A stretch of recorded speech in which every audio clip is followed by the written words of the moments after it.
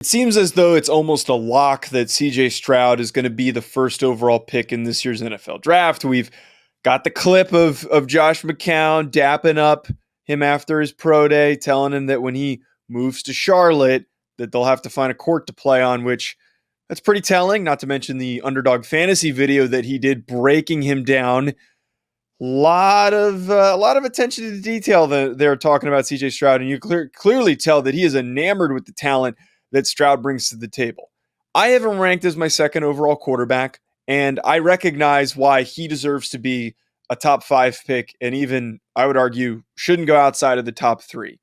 He has everything that you look for in a franchise quarterback, every prototype, every box that you want to check for the modern NFL quarterback. He is the most natural thrower out of all the guys. He has a very fluid, easy motion, does not require a lot of difficulty for him to place the football. He's got really consistent, good accuracy. He's also got a pretty strong arm, not as strong as the top 2 guys in Will Levis and Anthony Richardson, but a stronger arm than Bryce Young is where he's going to stack up in this conversation. Outside of all the physical tools that he has, because on top of that, he's a very great athlete, even though he didn't use it as much. And when we saw him against Georgia, when he decided to use his legs, he can be impactful in that capacity as an athlete.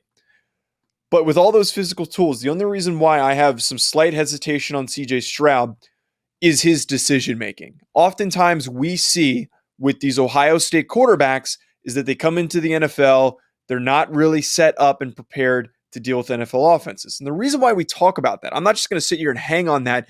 I'm going to explain it. The reason why we talk about that and we bring up that point is that you see what CJ did in college, where if that first read didn't open up on the play, which those offenses are built for it to be a one read and go. When that first read didn't open up, CJ had no idea what to do with the football. He hung in the pocket. He held the ball too long. That led to errant throws. It led to sacks. It led to various other mistakes. When he was forced to make a second decision, it was almost an overcalculation.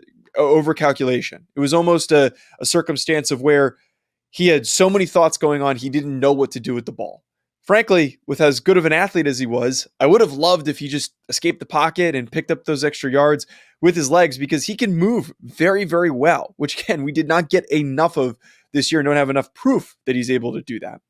But the thing with CJ is that he needs to work past this. He needs to be able to go through his progressions and make a decision.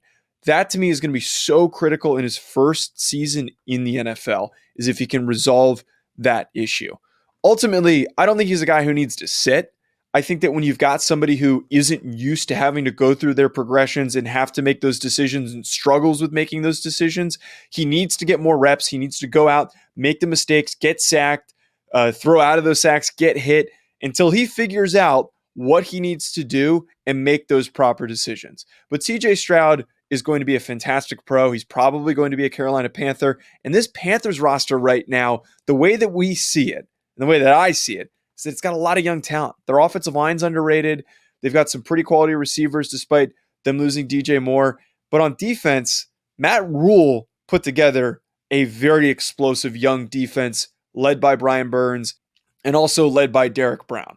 There's a lot of talent on that grouping. And for how bad the NFC South is, I wouldn't be shocked if in that first season we did not see the Carolina Panthers and CJ Stroud making it to the NFL playoffs. I just want to tell you folks about an exciting new partnership that we have with this channel with Underdog Fantasy. Ever since I joined, I've been having so much fun. There are so many different exciting games that make watching games during the offseason more exciting. I'm not the biggest basketball fan, but it has made it way more entertaining since I found Underdog Fantasy.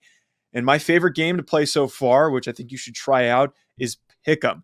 It is so easy to play. Just pick higher or lower on your favorite player's stats, and you can win up to 20 times your money in a single night. Underdog keeps it simple with their easy-to-use website and mobile apps. Pick between 2 and 5 players to fill out your Pick'em slip, get every pick right, and take home some cold, hard cash. Use code HACK, H-A-C-K, HACK, like the name of this channel. Use code HACK to get your first deposit doubled up to $100 by Underdog. Go sign up. You won't regret it. You're going to have a blast. Check out Underdog Fantasy. I also want to tell you folks about our other reoccurring sponsor that we have on this channel, that being BetOnline, betonline.ag, which has all the updated odds, news, and anything for sports betting. It's my go-to source for when I want to be betting specifically on games. I love betting on college basketball or the NBA, especially, again, during the offseason. Always looking for more fun ways to be focused in on some of these other sports. It's betonline.ag and use promo code BELIEVE50. It's promo code BELIEVE50 to get 50% welcome bonus on your first deposit. BetOnline, where the game starts.